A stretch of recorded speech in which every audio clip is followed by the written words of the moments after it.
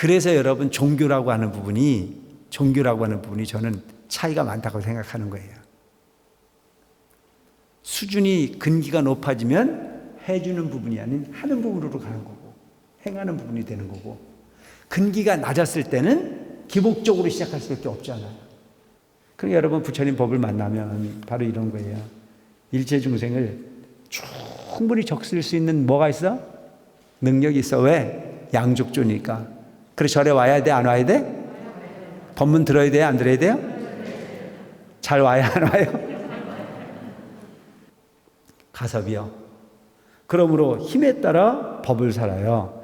갖가지 인연으로 정견을 얻게 하느니라. 정견, 바른 견해를 얻게 한다. 바른 견해.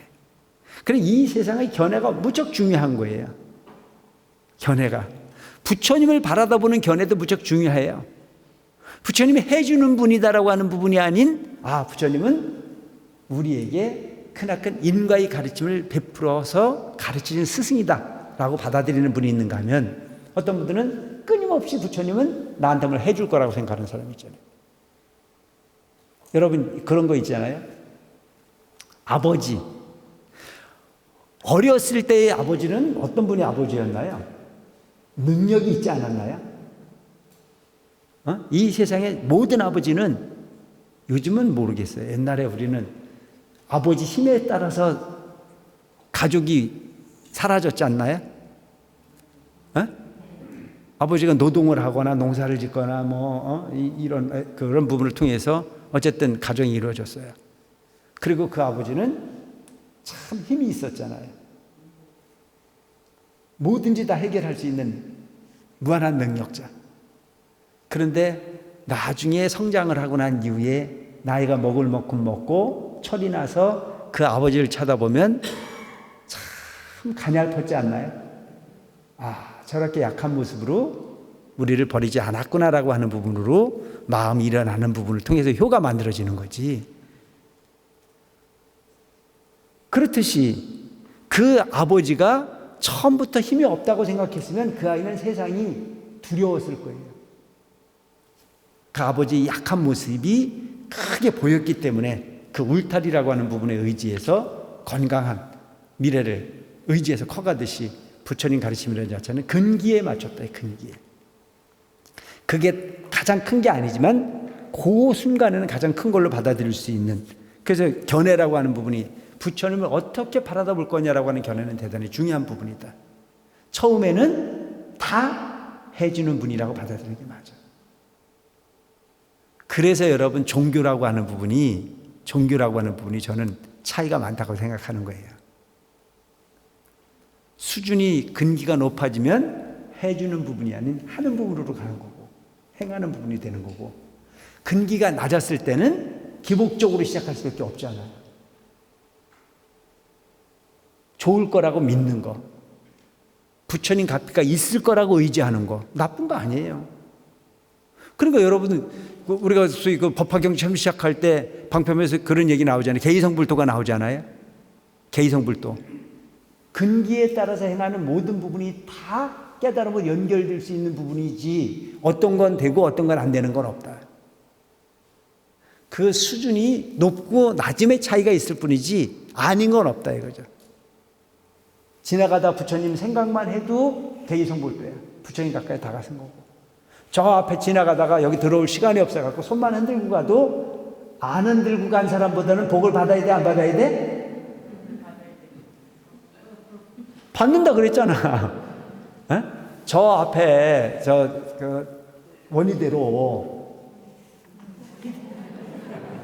원희대로잖아요. 원희대로. 저기 있는 건 창원대로, 이건 원희대로. 내가 공부 많이 했는데 왜? 이게 원희대로인데, 저 원희대로 8차선 저 도로를 지나가면서 여기가 원흥사가 있다, 부처님 계시는 곳이구나 라고 해서 마음만 한번 내서 관세음보살 한번 하고 가도 아무 생각 없이 가는 사람보다는 복을 지었을까요, 안 지었을까요?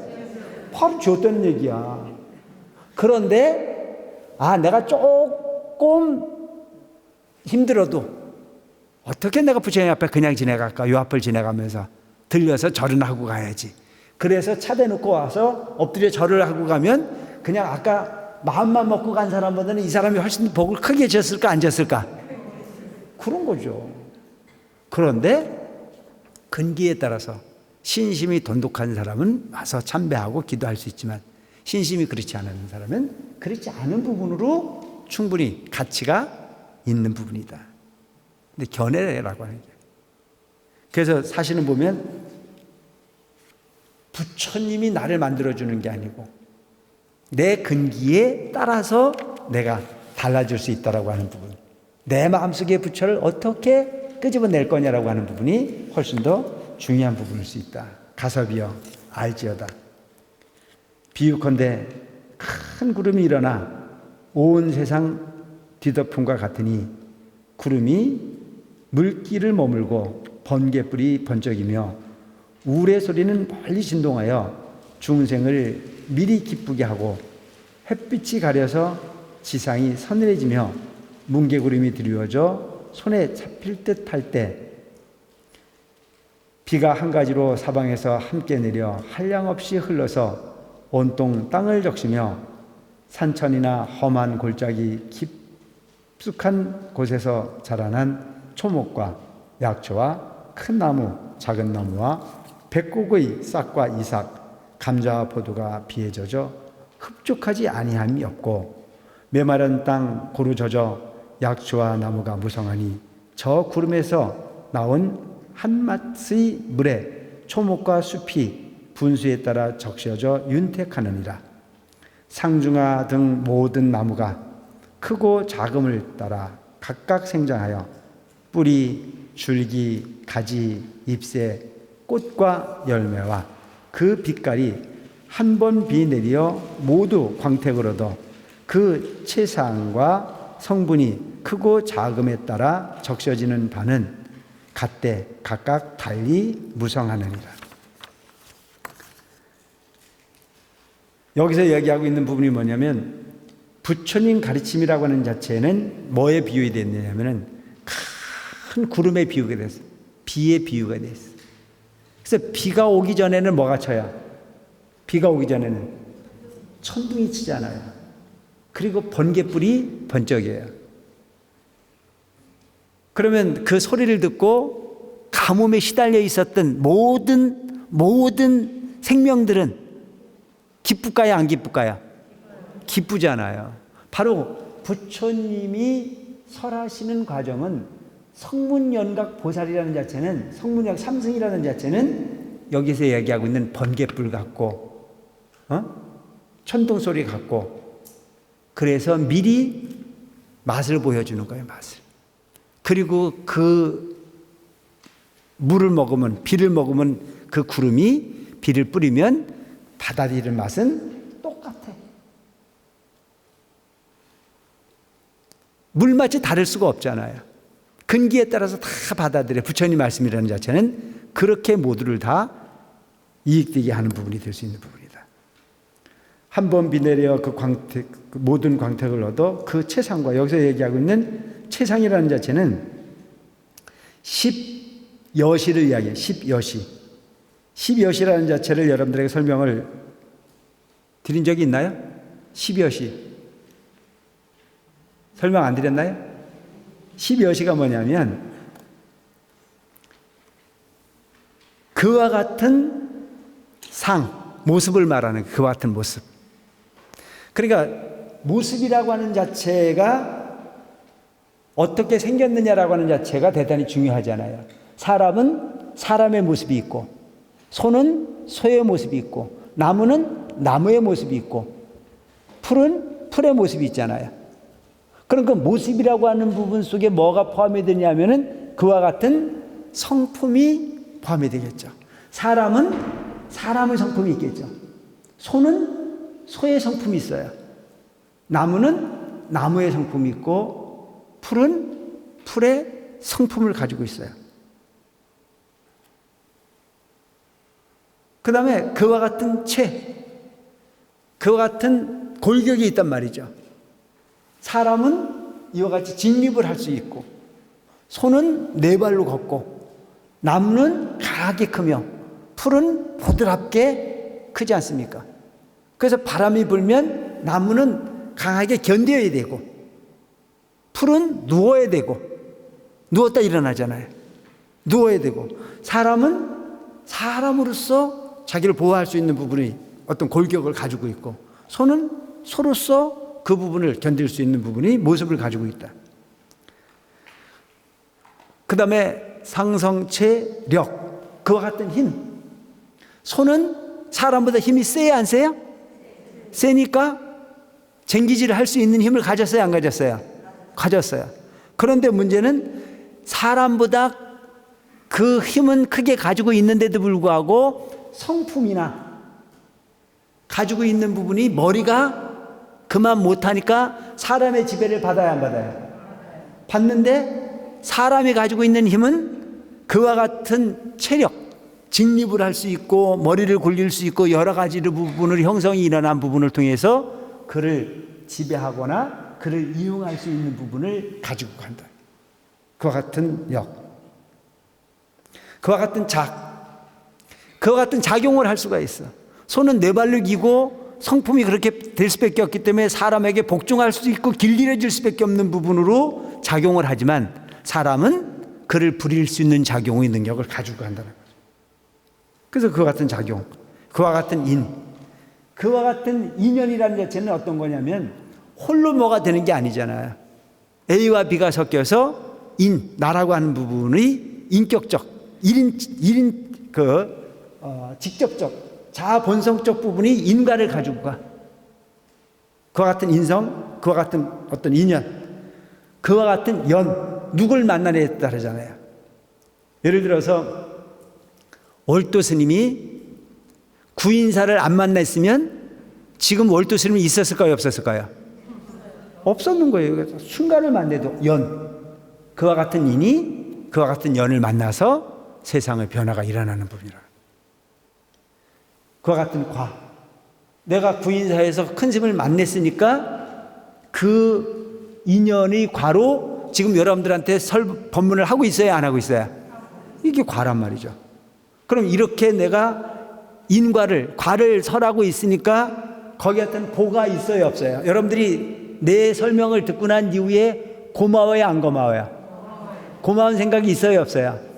그래서 나한테 가끔 쳐다보고 고맙다고 눈인사를 해야 안 해요? 그 눈인사를 하면 내가 기분이 좋아요, 안 좋아요? 그게 보야. 그게 보야. 인연, 과보, 본. 그 다음에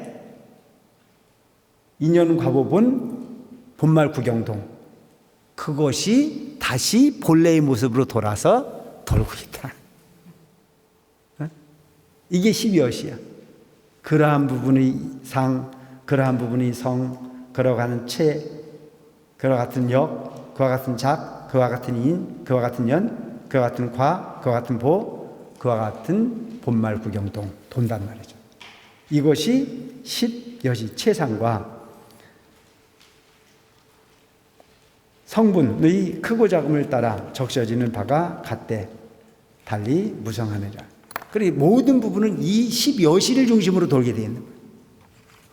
그리고 어떤 부분으로 물을 만나느냐에 따라서 달라지잖아요.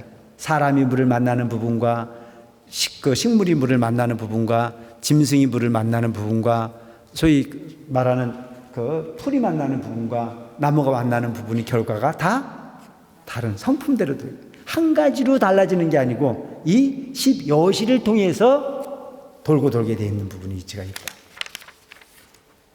부처님도 이와 같아 세상에 출현하니 비유컨대 큰 구름이 온 누리를 덮음과 같으니라. 이미 세상에 출현해서는 모든 중생을 위하여 모든 법의 실상을 분별하여 설하느니라. 대성세조는 모든 하늘과 사람과 일체 중생 가운데서 이렇게 말씀하노라. 나는 열애요 양족존이라. 나는 열애요 양족존이라. 부처님이 자신이 나는 열애라 이거예요. 양족존이야.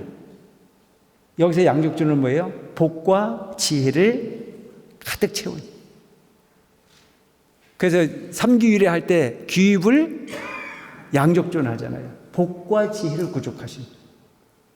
복과 지혜가 부족하지 않아. 그러니까 여러분들이 사는데 가장 중요한 게 뭐예요? 복이 있어야 되고 지혜가 있어야 돼. 복과 지혜가 부족하면 그것이 부처야. 이게 한쪽은 있고 한쪽은 없으면 안 돼.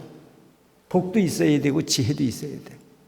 복은 많은데 머리가 안 돌아가면 어때요? 지껏 가지고도 바보짓 하잖아요. 지껏 가지고 종질한단 말이에요. 근데 또 머리는 좋은데 지혜로운데 복이 없으면 또 어떻게 돼요? 찌질이 궁상을 떨고 살아요. 이 양쪽이 다 맞아야 돼. 양쪽이. 세간의 출현함이 큰 구름과 같아서 메마른 일체 중생을 충분히 적셔주어 모든 계룡을 여의케 하여 안울락과 세간락과 열반락을 얻게 하노라.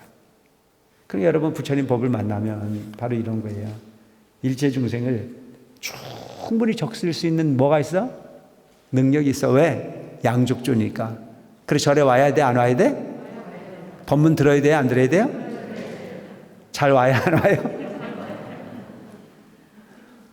이게 내가 여러분들한테 절에 오세요 하는 게 아니고 지금 나와 있잖아요. 부처님은 모든 중생을 이익되게 할 수 있는 법을 가르치는 분이야. 오늘 여기까지 할까요?